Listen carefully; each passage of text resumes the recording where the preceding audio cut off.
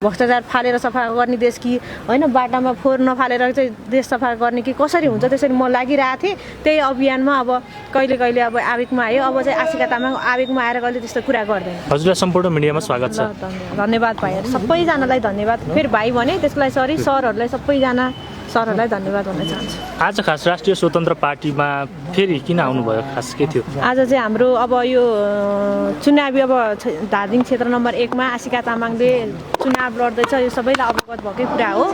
अहिले चाहिँ अब यो चुनावी रणनीति चाहिँ हामीले कसरी बनाएर अगाडि बढ्ने एउटा प्लान योजनाबद्ध रूपमा हामी कसरी चाहिँ चुनावी प्रचारमा चाहिँ प्रसार गर्ने भन्ने कुरामा चाहिँ हामी चाहिँ कुरा हाम्रो डिबी अर्यालज्यूसँग चाहिँ कुरा भएको।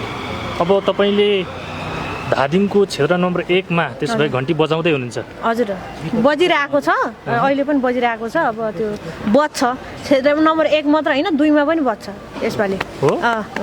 ठ्याक्कै कसरी बज्छ भनिदिनुहोस् न, तपाईँको त्यहाँ सम्भावना कस्तो छ? त्यो चाहिँ त्यहाँको जनताहरूले बजाएपछि बज्छ भाइ, त्यो बज्छ।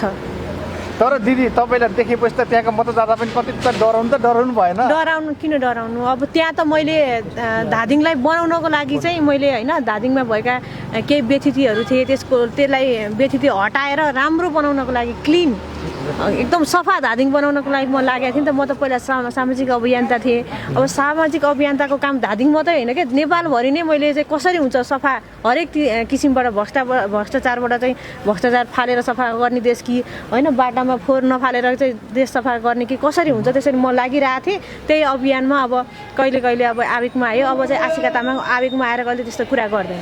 तर चाहिँ दिदी काठमाडौँमा पनि उठ्ने चर्चा थियो, स्वतन्त्र उठ्ने कुरा थियो, अनि 81 राजसभासँग जोडिएर धादिङमा उठ्ने चाहिँ कसरी भयो त? यो त्यही त अब कुरा त अब